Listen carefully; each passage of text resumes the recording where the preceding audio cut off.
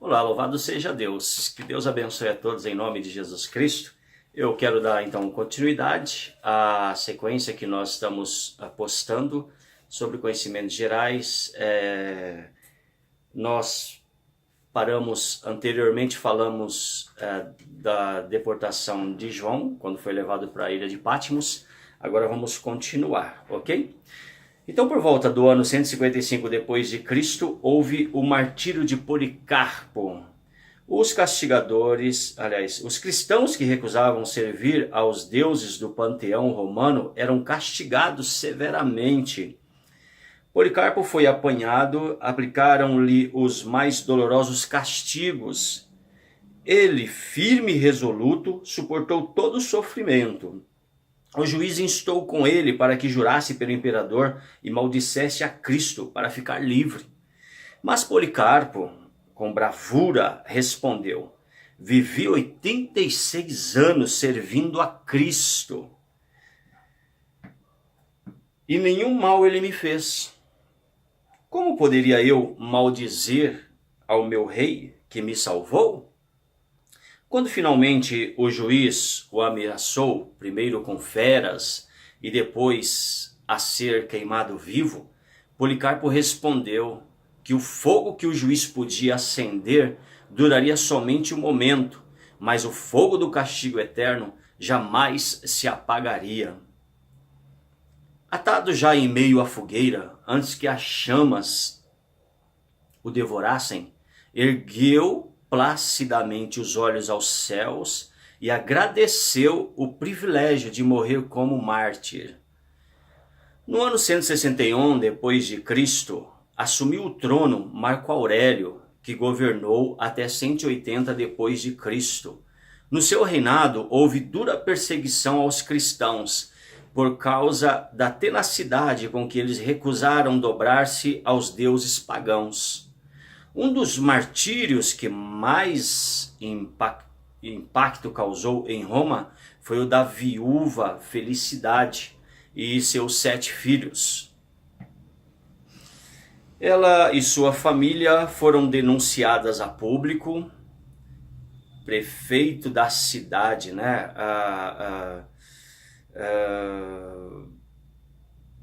que era o Públio, recebeu essa denúncia e ele procurou com ameaças induzi-la a renegar a Cristo. Ela corajosamente declarou que o prefeito estava perdendo seu tempo. Mesmo sob assombrosas ameaças, ela lhe disse uma coisa interessante: viva, eu te vencerei. Se me matares, em minha própria morte, vencer-te-ei ainda mais. O prefeito, então, olha só, tratou de intimidar seus filhos, mas ela os exortou a enfrentar com galhardia a própria morte. Permaneceu como heroína ao lado deles e viu como o filho mais velho foi barbaramente espancado até morrer. Os 2 seguintes foram golpeados com clavas até morrerem. O 4º filho foi jogado num grande despenhadeiro. Os outros 3 foram decapitados. Então, Felicidade, no meio de seus mortos, glorificou a Deus por ter lhe dado 7 filhos dignos de sofrer por Cristo. Por fim, depois de prolongada e cruel tortura, ela também foi decapitada. Interessante, né? Tem tantos cristãos, tantos crentes na atualidade que estão reclamando, por tantas coisas que, apesar de serem legítimas, as perseguições ou as tribulações, eu acredito que comparado com essa perseguição que essa mulher teve, não chega nem aos pés, Nesse tempo foi martirizado também Justino, um dos maiores pensadores cristãos de todos os tempos. Milhares de cristãos foram presos, asfixiados e assassinados com requintes de crueldade. Um dos exemplos mais patéticos foi o de Blandina. Essa frágil mulher demonstrou descomunal firmeza ante o suplício. A resistência dela foi um verdadeiro milagre. Os verdugos que a torturavam precisaram revezar-se. As feras recuaram ao olhar para ela. Então encerraram-na no cárcere novamente, com o corpo dilacerado. Enfim, levaram-na para ser torturada publicamente de diversas maneiras. Açoitaram-na, fizeram-na ser mordida por feras. Em seguida, obrigaram-na a sentar-se sobre um ferro em brasas. Como ela ainda permanecia firme em sua fé, amarraram-na em uma rede para que um touro enfurecido a chifrasse. De sua boca ainda saíam louvores ao nome de Jesus. Então as autoridades ordenaram que ela fosse decapitada. É interessante. Mesmo em meio a tanto sofrimento, essa mulher louvava ao Senhor. E infelizmente nós temos uma situação, um quadro, muitas vezes na reunião da igreja, no momento de louvar, adorar o Senhor, como que é difícil as pessoas se entregarem, né, completamente em louvor e adoração ao Senhor nosso Deus. Como que as pessoas elas se deixam levar por tantas coisas, por tantas barreiras, né? Elas criam elas próprias barreiras, elas valorizam tanto os problemas atuais que elas vivem e a gente olha para essa mulher, o sofrimento que ela passou e mesmo assim ela nunca deixou de louvar e adorar o Senhor. Muito nos tem a ensinar, né? Muito temos que aprender com essa situação. Nos albores do terceiro século, o imperador Sétimo Severo, com o propósito de consolidar o poder de Roma, propôs deter o avanço do judaísmo e do cristianismo.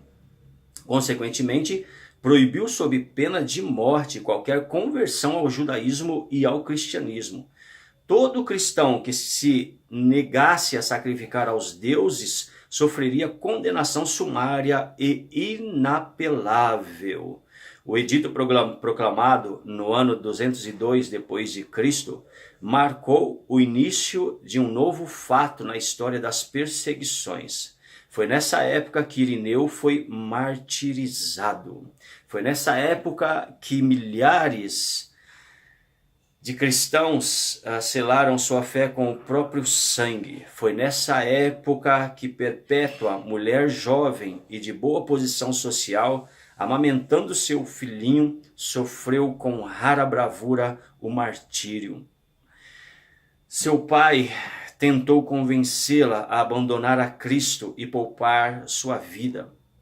Ela recusou terminantemente quando os carcereiros a viram queixar-se das dores de parto, pois dera à luz na prisão. Perguntaram como teria coragem de enfrentar as feras. Ela respondeu: agora os meus sofrimentos não são só meus.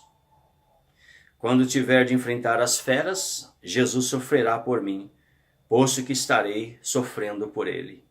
Após ter as carnes rasgadas pelos chifres de uma vaca furiosa, disse: este não é um momento de luto, mas de glória. Seu algoz tremia de medo ao decapitá-la. Louvado seja Deus. Aqui eu finalizo então essa segunda parte. Que Deus abençoe a todos, em nome do Senhor Jesus. Não perca, na próxima parte, né, nós vamos continuar então trazendo para vocês esses relatos, esses conhecimentos gerais que muito vão ajudá-los na caminhada cristã. Fique na paz. No Ágape, Pastor Fernando Vieira.